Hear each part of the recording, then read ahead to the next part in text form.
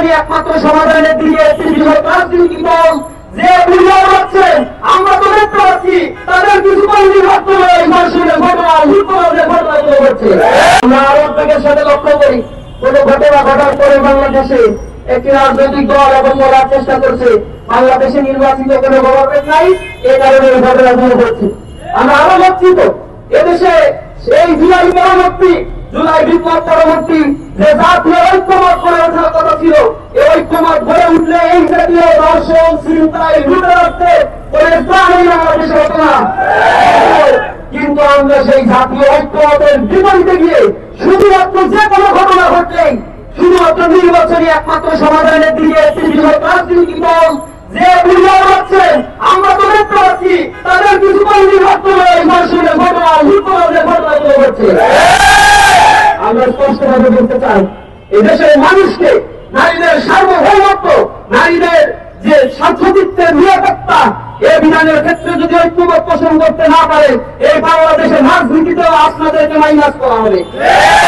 আপনাদেরকে সমর্থন দিবে না, জনগণের পালস বোঝার চেষ্টা করে, জনগণের নিরাপত্তার জন্য রাজনীতিবিদরা ঐক্যমতে আসার চেষ্টা করেন।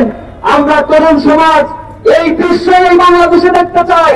এদেশে কোন হত্যা, খুন, গুম, কোন ধর্ষণের সংস্কৃতি এই যুব সমাজ এই তরুণ প্রজন্ম আর দেখতে চায় না। আমরা সর্বোপরি আপনাদের কাছে বলতে চাই, উদাত্ত আহ্বান জানাবো সাংবাদিক বন্ধুগণ, আমরা এই যে ধর্ষণের ঘটনাগুলো যেগুলো মিডিয়ায় আসছে, অসংখ্য ঘটনা রয়েছে যেগুলো মিডিয়ায় আসে না।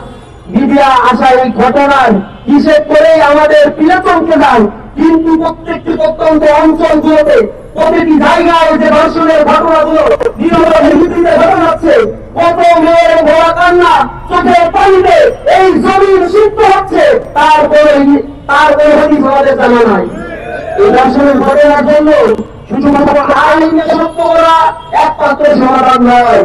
আমরা বলছি অশ্লীল কালচার যে ওটিটি প্ল্যাটফর্মের মাধ্যমে ফ্রি সেক্স লিভিং টুগেদার কথা এই সমাজ ব্যবস্থাকে পিছিয়ে দিয়েছে। অক্টোপাসের মতো চারিদিকে যে অশ্লীলতা ছড়িয়ে দেওয়া হচ্ছে তারই এক প্রতিচ্ছবি এই লজ্জিত বাংলাদেশ, এই ধর্ষণের বাংলাদেশ দেখতে হচ্ছে। আমরা লজ্জিত।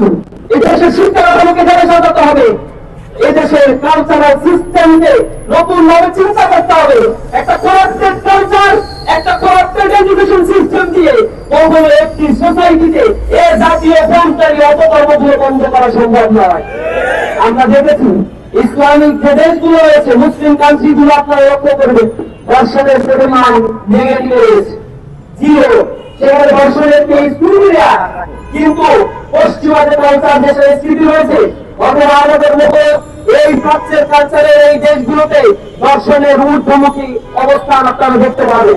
ইউরোপ আমেরিকার কালচারের দিকে আমরা তাকালে দেখতে পাই সেখানে ফ্রি সেক্স লিভিং টুগেদার প্রথা চালু হওয়ার কারণে 50%, 60% সন্তান জন্মগ্রহণ করে, বাট ফাদার তাদের বাবার পরিচয় তারা জানে না, পিতৃ পরিচয়হীন সন্তানের সেখানে জন্ম হচ্ছে। সিঙ্গেল মাদার কনসেপ্ট তারা ডেভেলপ করছে। এই পেট পোষা এই বিদেশি সংস্কৃতি আমাদের এই প্রাচ্যে ধার করে নিয়ে এসে এ দেশের সাংস্কৃতিক ব্যবস্থাকে এবং কালচারাল ব্যবস্থাকে ধ্বংস করার জন্য একটি সম্প্রদায় করে লেগেছে। আমরা এর তীব্র নিন্দা এবং প্রতিবাদ জানাই। আমাদের মায়ের জাতি, আমাদের বোনের জাতি নারীদের সার্বভৌমের নিরাপত্তা নিশ্চিত করার জন্য ইসলামী ছাত্র শিবিরের প্রতিটি কর্মী একটা প্রয়োজনীয় প্রহরী হিসেবে দায়িত্ব পালন করবে। সাথে জড়িত হয় না বরং তীব্র প্রতিবাদ আমরা জানাই সর্বদা। আমরা আজকে যারা এখানে উপস্থিত হয়েছেন তাদেরকে আন্তরিকভাবে ধন্যবাদ এবং কৃতজ্ঞতা জানাচ্ছি বন্ধুদেরকে অসংখ্য ধন্যবাদ।